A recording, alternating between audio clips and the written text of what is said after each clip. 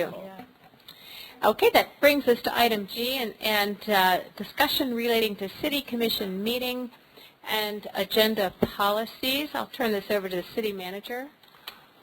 Oh, very good. This is an opportunity to review what's included in the agenda meeting policies that you all have approved by resolution. If you'd like to modify anything or even add to it, this is the chance to do that as well. The City Commission has brought up topics of concern in previous meetings, including meeting times and the inclusion of an invocation in our normal meeting agenda. On that subject, I'm going to pass this over to our City Attorney, Katie Reichman. Katie? Yes, Mayor Commission, obviously this is a very complicated topic and can't give it justice, but we have had some distribution of materials to the Commission. I think the Commission is pretty well versed. So just a quick summary. As you know, many cities have been reviewing their invocation policies subsequent to the U.S. Supreme Court decision in Town of Greece versus Galloway. And this City Commission has always enjoyed a time of reflection and positive contemplation at the beginning of meetings, and certainly has not through that time intended to violate in any way the First Amendment or denigrated anyone's religion, as pointed out by the U.S. Supreme Court in that decision, that the time of prayer should not be for that purpose. Certainly our prayers have been in accordance with that, but in light of the fact that this is a highly litigious society we live in, and all of the cities and counties that have been sued, I think all city attorneys and county attorneys are fairly united in recommending that the wisest, and not the wisest, but the safest course is a moment of silence, perhaps coupled with non-sectarian remarks, to try to send that positive message or allow for certain reflection to avoid any possible legal challenge. As you know, Lakeland has been sued not too long ago. Brevard County is currently being sued. And, of course, we know the Town of Greece went all the way to the U.S. Supreme Court. If we are sued, it is possible that a plaintiff could recover attorney's fees, and the case would be in the federal court, so it would be quite expensive. Some cities in our areas have already gone to the moment of silence, such as Altamont, Winter Park, Lake Mary, Orlando, and they couple those sometimes with non-sectarian remarks, as I indicated. And there are other alternatives, of course. The U.S. Supreme Court actually endorsed legislative prayer, and based on the fact that the Town of Greece had a policy of rotation amongst its various established assemblies within the area. And this possibly opens it up to established assemblies such as those that maybe would be offensive to some, such as Wiccans and those kinds of things. So that's the risk that you run. However, we can bring back a policy similar to the policy utilized by the Town of Greece, but we do at this point need some consensus because our current agenda policy does not reference prayer. If the Commission's desire is a consensus to move to a moment of silence coupled with non-sectarian remarks, then we can proceed in that direction since we don't have anything written in our agenda policy. If, however, the consensus is to move to a written policy, that will require some time to prepare and bring back for your review. That's all that I had on that. Thank you. Vice Mayor Solomon, do you want to give your opinion? Yes, if you're looking for our opinions. This afternoon I did ask everyone to stand for a moment of silence, and so obviously I believe that that's the best policy for our city. I don't think it would be a good idea to worry about being sued, and I think a moment of silence opens it up for everyone to pray in the manner that they want to pray, and it seems to me that it's the most equal and best thing for our city to do. And if there's any other way, if we have to, I did hear that you can make a list of different religious organizations in town and have rabbis, priests, ministers come in, but to me that would take a lot of unnecessary staff time, which I don't think we want to do. So again, I'm very, very much in favor of a moment of silence. Okay, thank you. Right. Would anyone else like to weigh in? I find this whole thing very sad. But we are a world of litigation now. I don't know how the rest of the commission feels, if they want to pursue working with different religious organizations to come in and lead a prayer. I noticed that they would be praying toward us. It would not be that they would be praying out to everyone. They would be praying toward us. So again, I'm kind of wanting to see how the rest of the commission feels.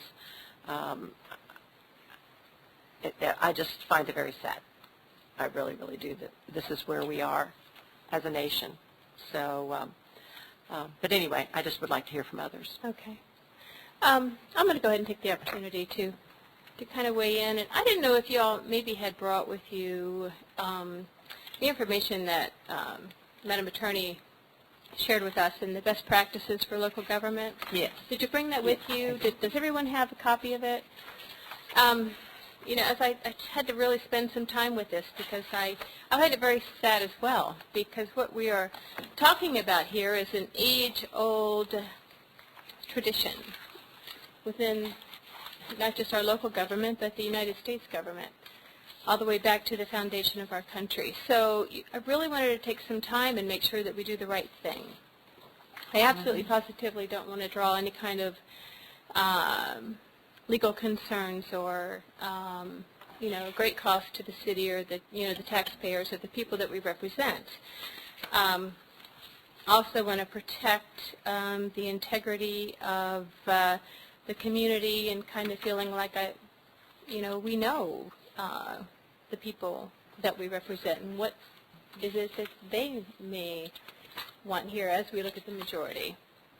So as I was looking through the best practices, which is, pages 10, 11, and 12, and I found that, the outcome of this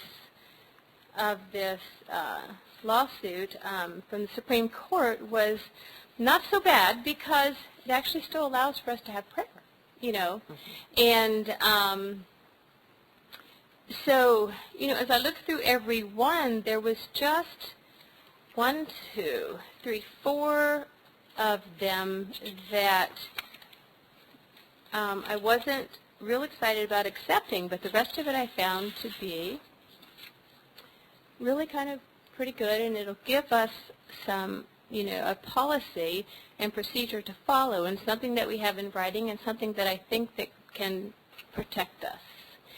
And so as far as sharing with you as you look through, I'm just going to share with you what I didn't think that we necessarily needed, and it starts with item G. This is in, giving each prayer giver the certificate of appreciation or plaque. Right. That wasn't necessary. And item I wasn't, here's my, as far as opening the door to just anybody and everybody, I felt like the appropriate place to go, because the whole purpose of an invocation is to call out to, a higher being, and I just think that opening the door to anybody and everybody, I think if we open the door to all, or any perhaps places of worship, any religion within, the Casselberry community, or that partners with the Casselberry community, is a perfect place to go, and we would certainly recognize every single institution. And then, so I wasn't crazy about item I, and then as you move on, item N, limiting the prayer to 5 minutes in length. I just sort of have a question mark there as far as the limit. We don't want, long, lengthy prayers, but that just is a question mark. So a limit could be good without a doubt. And then item O.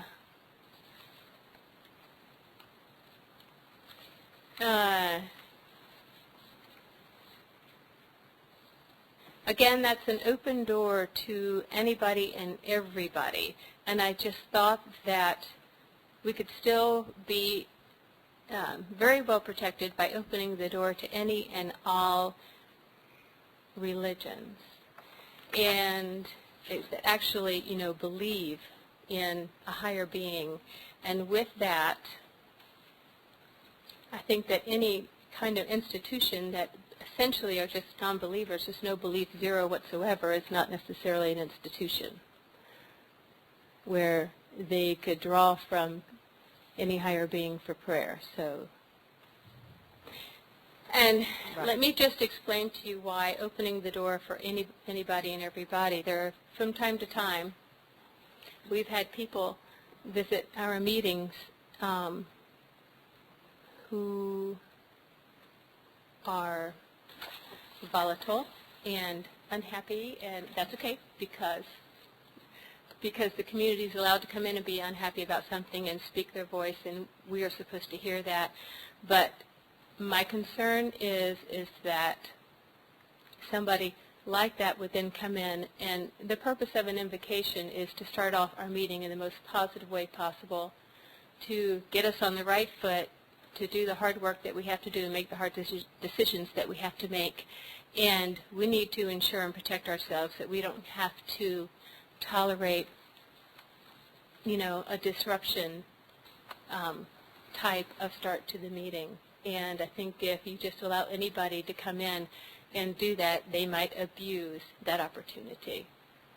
So that's my main purpose for trying to give us, just a more defined, open door policy for who would be invited to come and deliver the start to our meeting. So that's really what as I went through there, those were the 4 things. And like I said about the time limit, I think it's good to have one. I just wasn't married to the 5 minutes, so that just brought that up for discussion.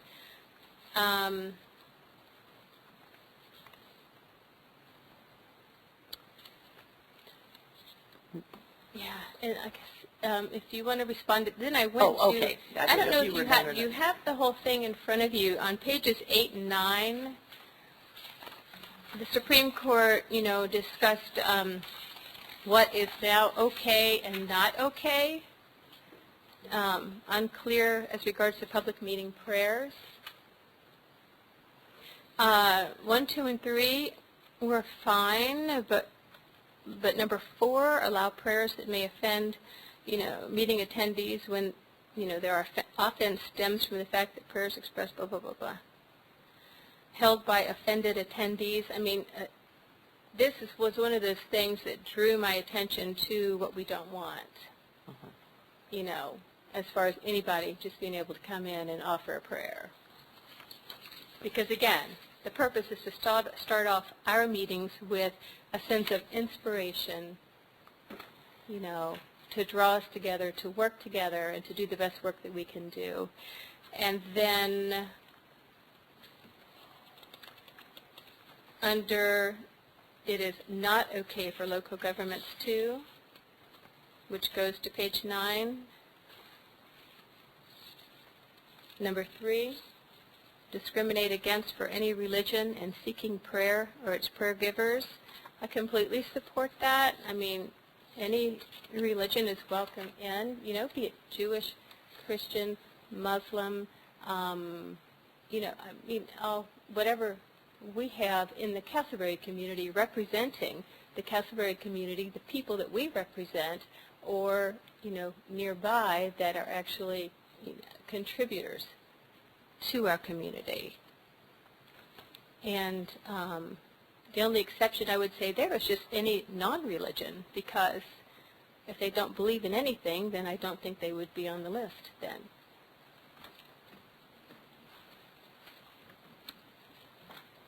those were my thoughts, and I thought that we could put together a policy based on that. It would be an open door policy.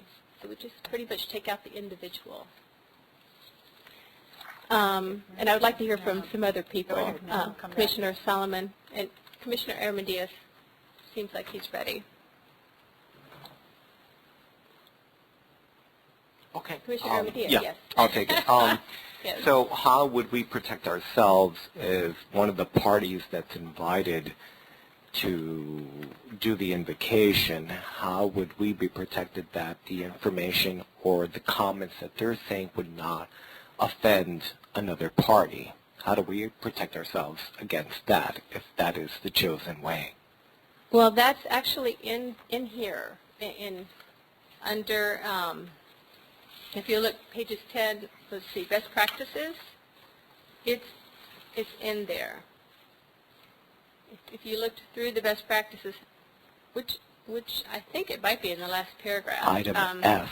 Item O, the latter part of that paragraph is very good. It encourages all prayer-givers to be respectful of those who may hold different religious beliefs and prohibits prayers that intentionally proselytize or disparage any person, religion, or religious sect. But what would be the words? Like, for example, some people with thin skin, they'll be offended with certain words. Other people with harder skins might not be offended as much. So are there key words that would accept one group or over another group? I think that probably the most important, as far as my experience in different meetings, different places when we had the ending of prayers usually ends in a more general sense, as opposed to specific to, the God that they worship. It's more just general God as opposed to being super specific to that religion. Does that make sense? I think it's probably the main point or request that we would make of anyone coming in to pray, that they keep it general, that they're praying to God, because all religions have a God. It's just that some of them vary. What about for the religions that don't have a God? Well, I don't believe that they're non-believers. Are there religions that don't have a God? Are there? Are they religion? Or are they just non-believers? Madam Mayor? Yes, ma'am. There are the Church of the Flying Spaghettis. There are churches that have established themselves for the purpose of leading prayers within cities. And, we can't make judgments about the various churches. And they are allowed to establish within the city. And we also can't make prejudgment about what someone's going to say. So we can hand them a policy, but there's absolutely no control whatsoever over what they say. Understood. May I? Mayor and Commissioners, I think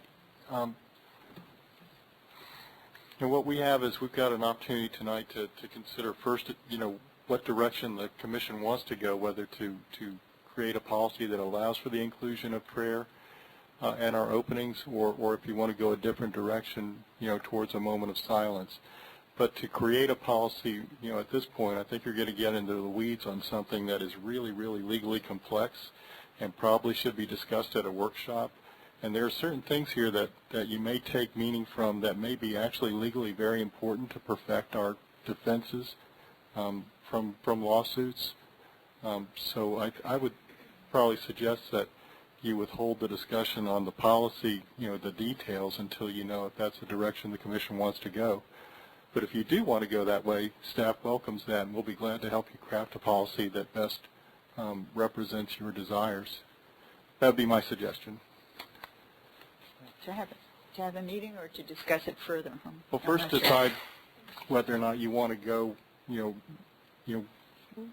first decide if you want to develop a policy to preserve prayer in the meeting, or if you'd rather go and move towards a moment of silence being the standard procedure for meeting openings. I mean, that's the thing right now. And if you do want to stay with prayer, then we can help you develop a policy to get you there. All right. I'd like to hear from Commissioner Meadows. I saw his hand. taking my personal feelings aside, I don't really see how we could craft something that would work, I guess, for lack of a better term. Again, I just it's not, it can't be and is not our job or place, I guess, to decide what is a religion and what is not a religion. That's a definition for someone or some other body. And with that, I just don't know how we would, A, protect the city, and B, keep everybody, I guess, on the same page and not have some upsetting potential speakers, if you will. So, again, personal feelings aside, I'd welcome if we believe we could do it. I think it is a very slippery slope, and this has been a battle for a long time, and I don't think there's any consensus whatsoever. So, I don't know. I mean, again, if the will of the commission is to try to put something together, then I'm okay with trying that. I just logically don't see how it would come to any fruition. That just wouldn't keep rearing its head. Vice Mayor Solomon? Yes, once again, I want to reiterate, a moment of silence is the easiest, simplest thing to do. Many other cities are doing that, and whether you believe in God or not, I have a very, very strong belief in God, but if somebody else doesn't believe in God, it doesn't affect me in any way. So whatever you believe in the moment of silence, you can say it. And it doesn't, we won't have to spend staff time, commission time, manager's time to put together something which I don't think will work. So once again, I think that moment of silence is the best thing to do.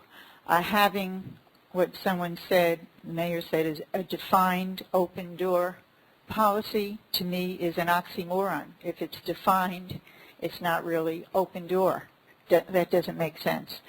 So I don't really think we should spend a lot of time on it, since we hear that so many cities have gone to a moment of silence. And I don't think that means that we do or do not believe in God, or do not go to a church or a synagogue or a mosque or whatever. I don't think it has anything to do with that. I just think it's a simple, easy thing to do, having a moment of silence. And I think that this body should approve that. Okay, thank you. Any further thoughts?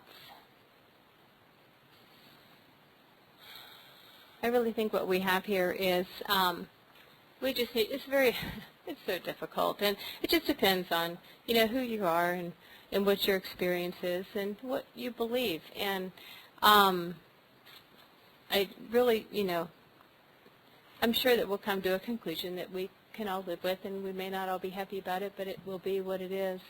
We have to consider what other, cities have chosen to do. We have to consider, long-term ramifications if we don't do certain things.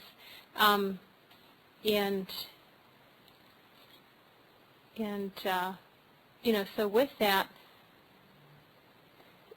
the city manager and staff, they just need to know, and Madam Attorney, do we want them to try to develop a policy similar to, if we used all the points and it was a complete open door policy. I mean, you make a good point, Vice Mayor Solomon. It's not really a Defined. If it's defined, it's still open door, but again, it's just a little bit more narrow of a door just to try to protect us from. Are we having a vote on this? I am talking right now. Thank you. I'm sorry. Yes, you're right. I'm sorry. And so we could go with this and let them develop a policy based on the results of what came out of the Supreme Court, work with it, because it would still allow us to have prayer. And then if the time comes that we realize it's not working, then we can very quickly reconvene and redo our policy to moment of silence only. And just challenge that we are in good shape and continue the tradition that we've been able to do for many, many years. Except for then, rather than delivering it ourselves, having that opportunity, just inviting, people in, which I personally like that anyway.